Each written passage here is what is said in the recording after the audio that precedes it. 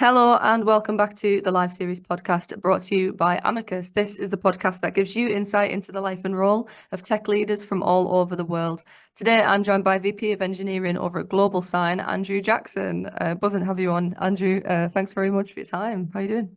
Great, thanks very much indeed. Yeah, lovely to speak to you. I know when we chatted a little bit before the recording today, you've had a really interesting career up to now. And we will be focusing on kind of one aspect of that. But for people that maybe haven't heard of Global Sign or haven't heard of your work yourself, do you want to maybe just give like a little recap of how you got to this point? Yeah, sure. So I originally started my career as a software developer. So I was doing assembly language on an embedded system for food processing, and I've worked in a number of domains across my career in social media, media as in TV media, marketing, avionics, and more recently with Global Sign, which is a certificate authority, so sort of very deep security side of the business. And so, during my career, I've worked in many different programming languages. As I said, I started in assembler and C and Python and Go and pretty much Java and everything else on the way. And my career and my progression to getting to VP of engineering, I guess, started probably about 15 years ago when I worked for a technology consultancy company, and we started working on providing software for the business we were working with, and I was writing little tools and various things as a software developer and was the original software developer for the team, and so started scaling the team really there, and learned a lot about how to hire people, how to build a team, and left the organisation as the chief technical architect. And then my next role then was a VP engineering role in a small startup which was in social media, and it was with a team of probably about 15, 20 engineers, and I was employee number 40. So I had to build my own desk. HR joined the same day as me, and it was proper chaos. But there's a lot of fun in that, and there's a lot of learnings on the way to trying to grow a small company like that really fast, and all the challenges you have with the original team and how they feel about being taken on that journey as you start hiring, maybe sort of 80 engineers or more, and building out lots of teams and changing from one structure to another, putting in all the processes and all the HR things you need to do, which quite frankly didn't exist at all in the organisation when I joined. And then from there, I went on to actually a really big enterprise. So I went to Dentsu, which is a big marketing company. They own lots of brands, of which you've probably never heard of any of them. But the customers they work with are enormous, and you'll have heard of all of them. So it's people like British Airways, Jaguar Land Rover, Procter and Gamble, General Motors, probably pretty much every organization you've heard of. And it was a really big challenge to take a small team there and grow them to be able to provide data capabilities and analytic capabilities back to brands. So you could imagine you're putting out lots of campaigns all across digital media and physical media, and you want to try and bring all that data back and be able to provide reporting back to your customers. And you're talking of vast amounts of data that changes every day, with some security and analysis that goes on by Facebook and Google to do fraud detection. So it's not a simple job just to take the data on one day. You have to actually monitor changes to the data over a period. So I started there as global head of engineering, and grew the team from probably a team of about 15 to a team of about 150 by the time I'd left, and changed from providing very niche services to a couple of brands in our business to being able to provide a ubiquitous service across the whole of the business.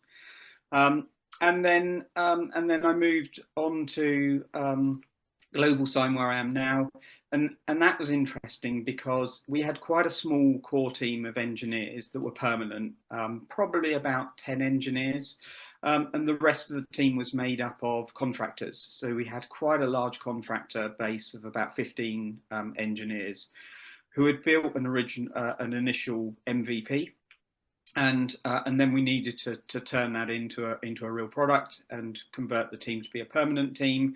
So there was a lot of hiring that needed to happen, a lot of structuring, and the business is interesting because it has an on-premise, on-site part of the platform, which is highly secure. And then we have the portal and the front end and the business systems, which are cloud based broadly, and they don't need to be as secure. And the way in which we can deploy software and updates onto that system is very different to the way we want to deploy and can deploy updates onto the secure part of the system. So that introduced some of its own challenges on how do you structure a team and how do you get teams to work together when they're working on a vertical slice of the product. Yeah, it's a massively fascinating career so far, and I love that you kind of finished on the kind of scaling and hiring side of things, because your experience in that does sound vast, to say the least.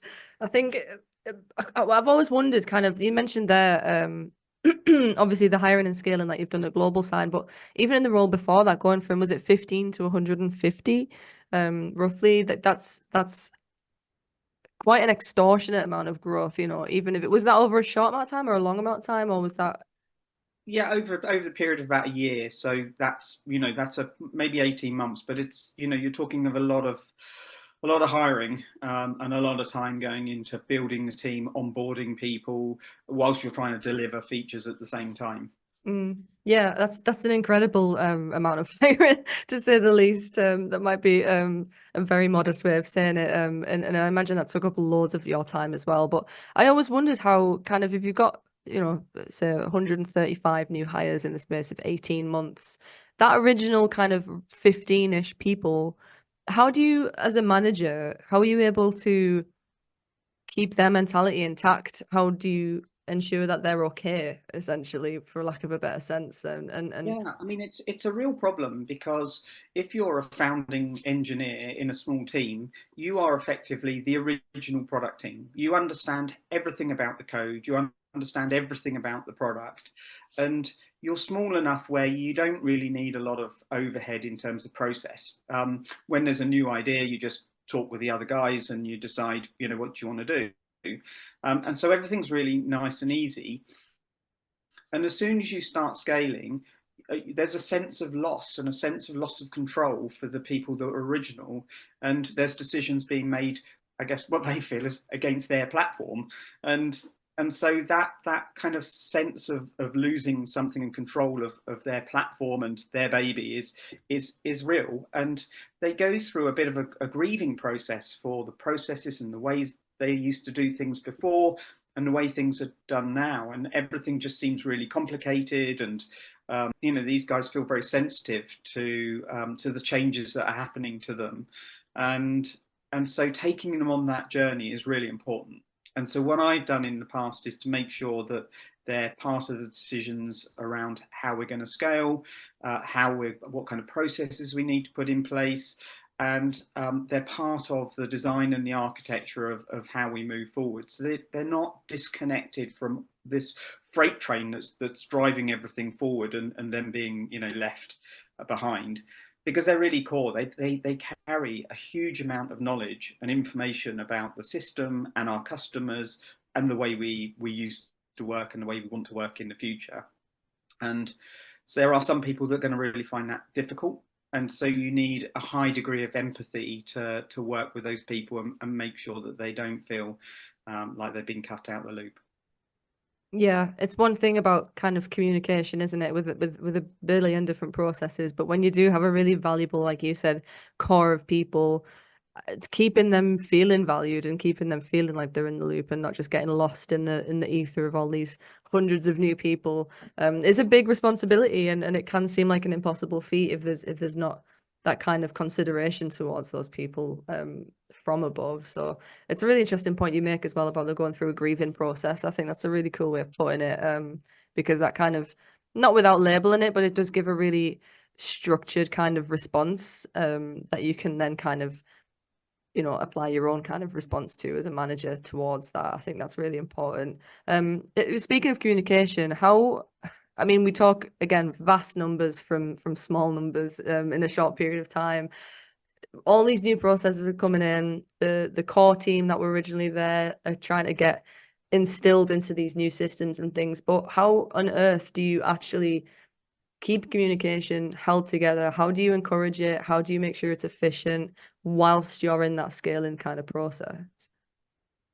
Yeah, another interesting challenge that you have is making sure that you have the right structure in place. So typically what I've seen is when you're really small, you start off as this kind of ultimate product team where you know everything about everything in the platform, and you know who to go to, and when there's a change to the system, you know exactly where you need to go. And now you're starting adding on these new teams. And typically what organizations tend to do and teams tend to structure themselves then into kind of these technology or component teams. And so you'll see there's a team of the people that do the database. You've got the people that do the UI, and so that works for a while. And then what teams start realizing is they start slowing down and they start finding it really hard to get things out the door. And it's because what you've created is this this dependency model between various parts of the platform. So one team that's doing the database, for example, now if I'm a team working on the UI and I need some database work, I've got to put some work in for the database guys and hope that they schedule it in time for me to be able to do my UI. And so you've got to think about your structure. So you bring it back to probably what you started with, that core product team. And so try and structure and work towards teams being owners of their own part of the product. And so they can own that from top to bottom. So you can have database people in there, you can have UI people in there, you can have, middle tier people in there as well. And that structure really empowers the team to be able to work and communicate and own what they're working on from end to end with minimum dependencies. Now that's idealistic. In reality, you will end up with some specialist teams because it's the complexity of what we're working with and some of the technologies we work with. It's very difficult for an individual team to have all of that expertise. And so there will be some specialist teams, and you just have to work around that and work out how you work out dependencies for it.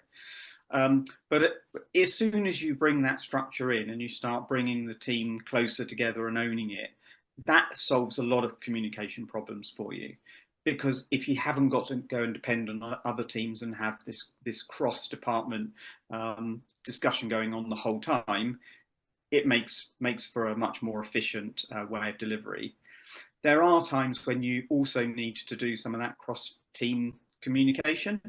And so I found things like guilds to be extremely useful for that. So let's say you've got UI developers in each of your teams. How do you then have a unified way of them agreeing the format and the designs and all of the different patterns and components we might use in UI?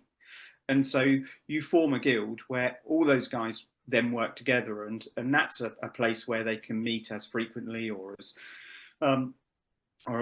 often as they need to discuss new ways of doing things or patterns that are emerging and anti-patterns and how to solve some of the problems. And they then own the UI space, but then they go away back to their product team to implement them.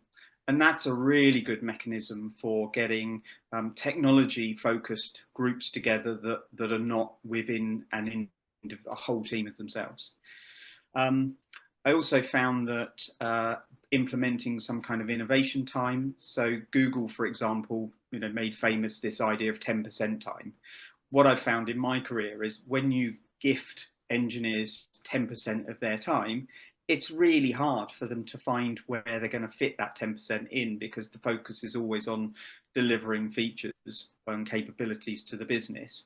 And so what I've found works really well is to actually carve out some time. So put together, for example, a Innovation Friday.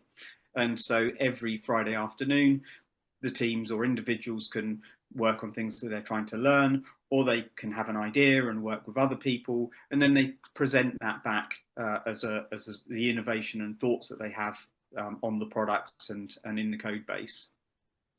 The other thing that I think that also really strengthens communication and the ways of working, because a lot of the challenges you see will be where different developers are working a different way, or different teams are working a different way, and that can cause a lot of discontent around teams, and disagreement on how we should work. And so making sure that you have the right learning in place and a consistent learning pattern is really essential.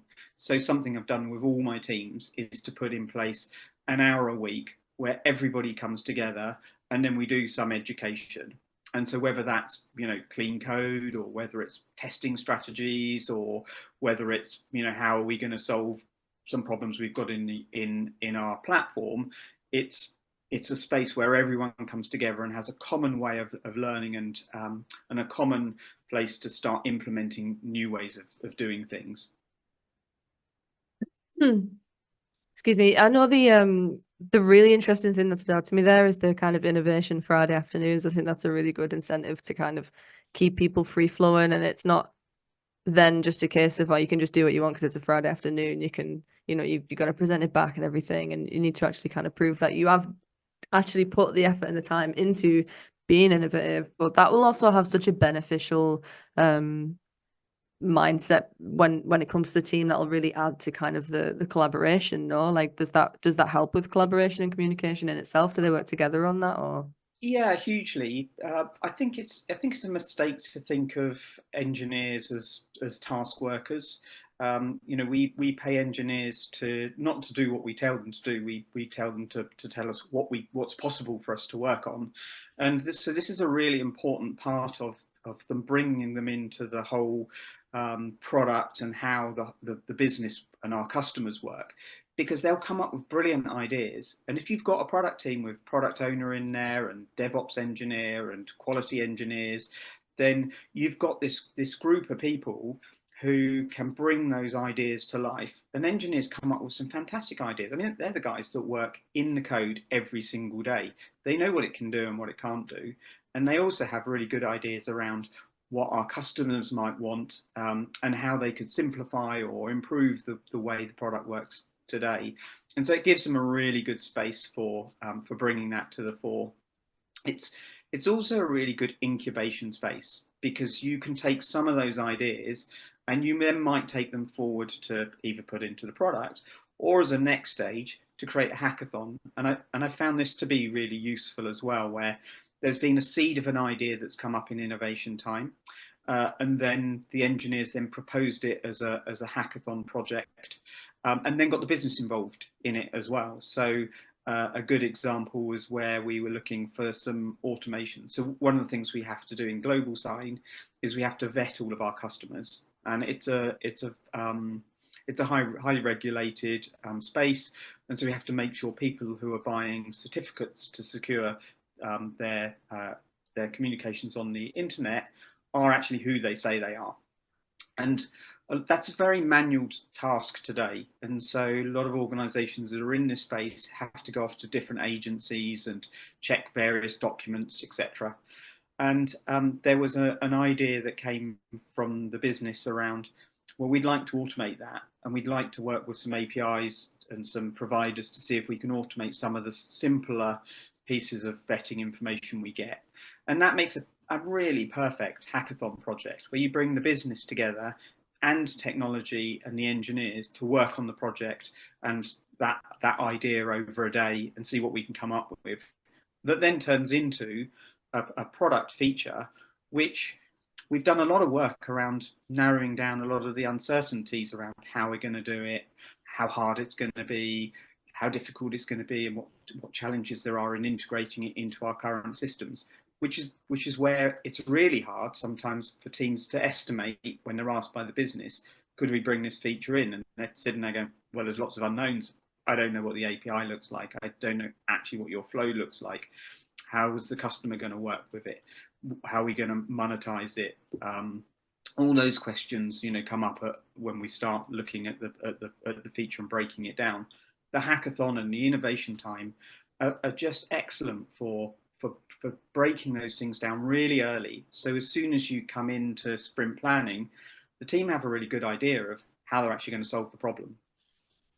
I love that. It's almost kind of like bringing a little bit of holistic thinking into something, a career that's really practical and very logical and a very rational kind of outlook generally. And it, like you said, it is almost seen as a task-based um career, and it really isn't. There's a lot of creativity in it, which is something that I think needs to be unearthed more often, I think, for engineers. And it sounds like you're doing a good job of it over there, to be fair. In terms of scaling, I know you said you've worked across a couple of different industries in your career. How does it compare when scaling teams? Does it make a difference what industry it's in, or do you kind of have the ability to kind of have a one size fits all template for how you approach scaling teams?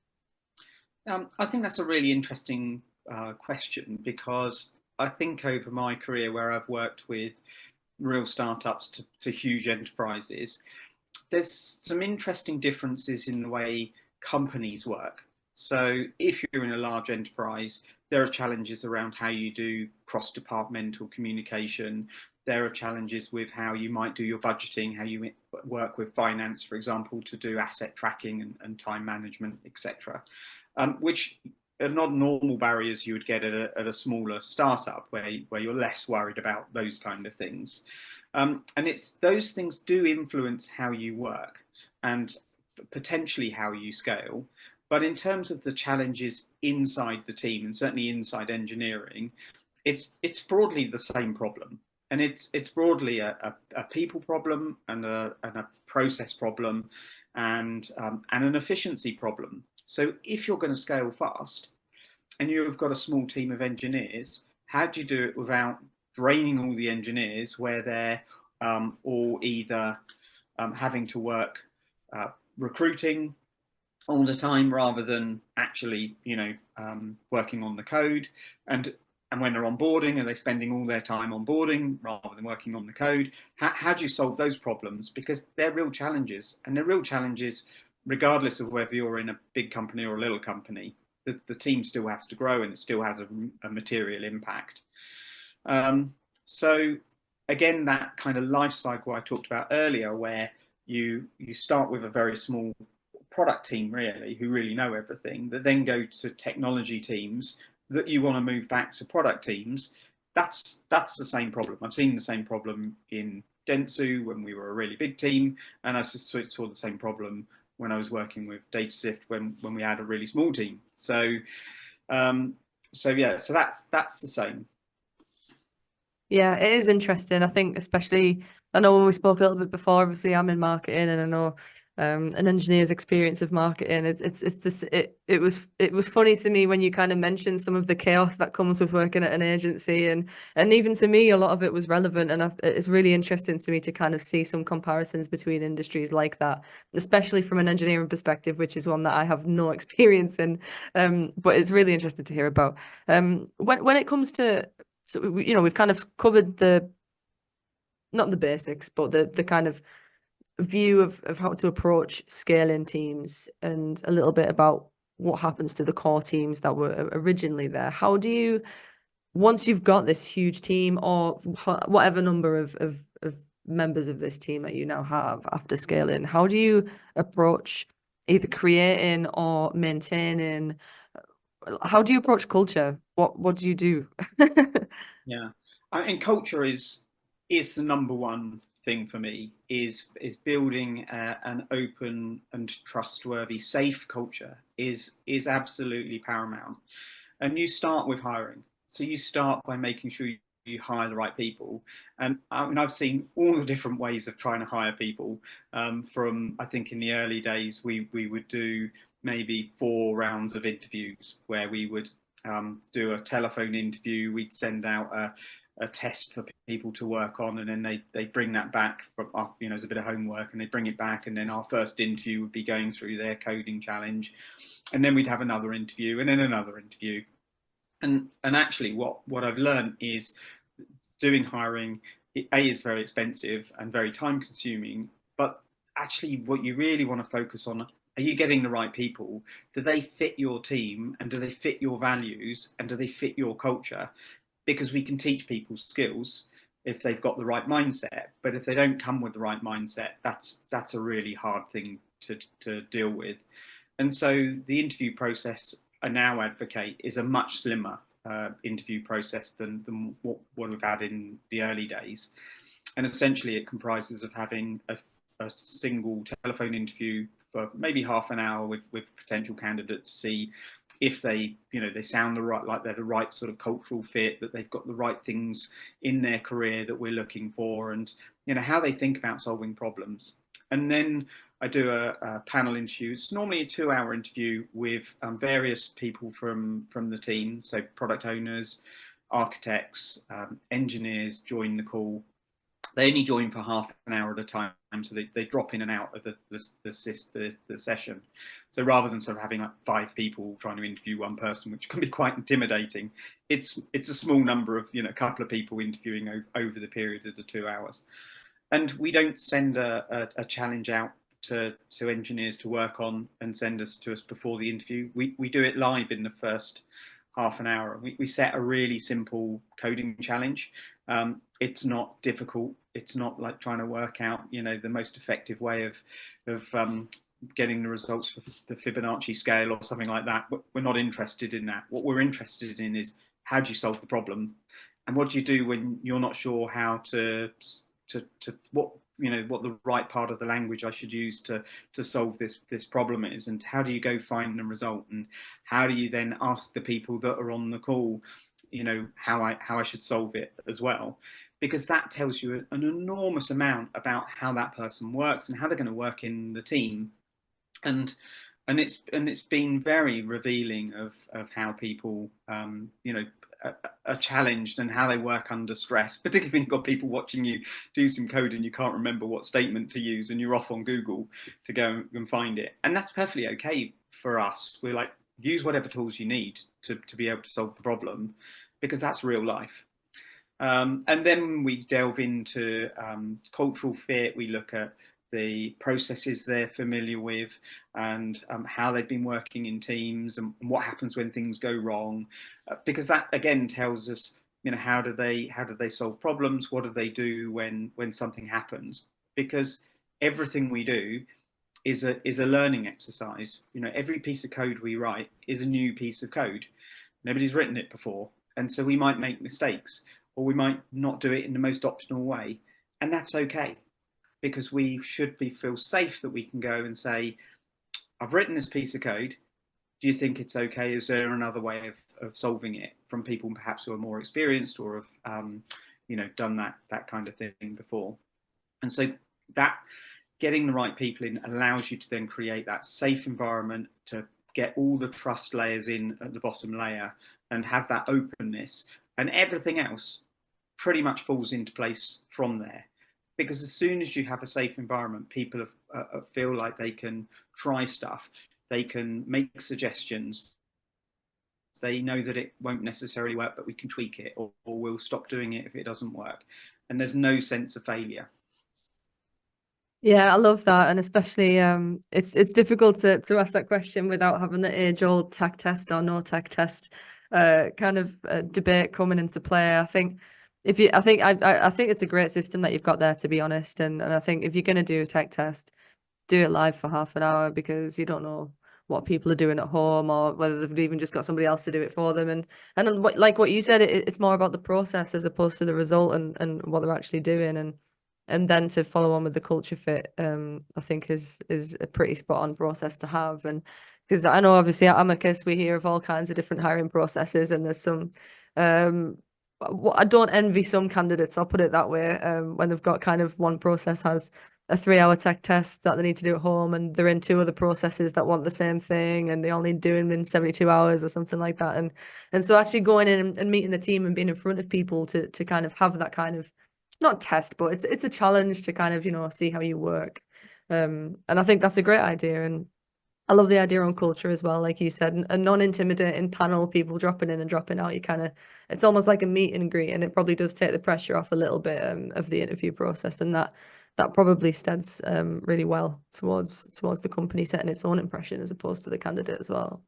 And if you're trying to scale really fast, so, you know, if you take the example of DataSift where we grew really fast, and then Dentsu, you know, how do you optimize people's time? because if you're taking them off of doing revenue earning work and enhancing our product to spend their time interviewing, and you're interviewing people every single week, and you're screening people every single week, you need a really slick process that means it doesn't take a lot of time from the engineers, probably senior engineers as well. I mean, they're not junior engineers doing this hiring and interviewing. It's your senior guys, the guys that bring the most value, who can guide and help other people. You're taking them away from that job, so Yeah. it becomes really efficient for those guys. And my objective is always to be in a position where at the end of the interview we can have a 15-minute conversation and it's a yay or nay. Do we hire or not? And there have been times where we've sort of gone, we're not sure. We really like them, but we're not really sure. And so on those occasions, we've then put in place another interview, and just to confirm some of our thoughts. But to be in a position to give almost an immediate response to the candidate equally, means that we can move really fast. Yeah, that's brilliant. It sounds like you're really nailing kind of having an in-depth process without being too elaborate, and that's ultimately what you want, especially when you're dealing with the numbers in scaling that you are at the moment. It sounds you need it to be streamlined, as you said, and yeah, 3-hour take-home tech tests won't get you 150 people in 18 months No. at all. And it sounds really great. So in terms of kind of, let's go back to scale in a second. The kind of the way, I know we touched on a little bit of how you'd like to structure teams, and the kind of the consequences of structuring a little bit incorrectly, and how you will end up, even if you have kind of a hierarchy system, you'll still end up with specialist teams, or if you have little pods, you'll still end up with specialist teams. But in terms of the challenges that you could face structuring, like, are there any kind of major challenges that are involved with either structuring or with kind of any other aspects of scaling? There are. And interestingly, I think that's where the company culture and the history of how the organization got to where it is does come into play.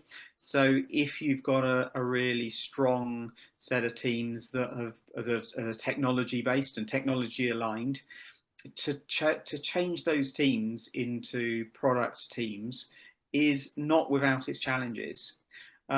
You're talking about teams where they're probably gone through that whole growth and team curve to where they're at a performing level, and as soon as you start moving people around, you're going to break that whole model, and the effectiveness and the happiness of people all gets affected as soon as you start moving people and changing the way things work. So the people aspect really can't be underestimated.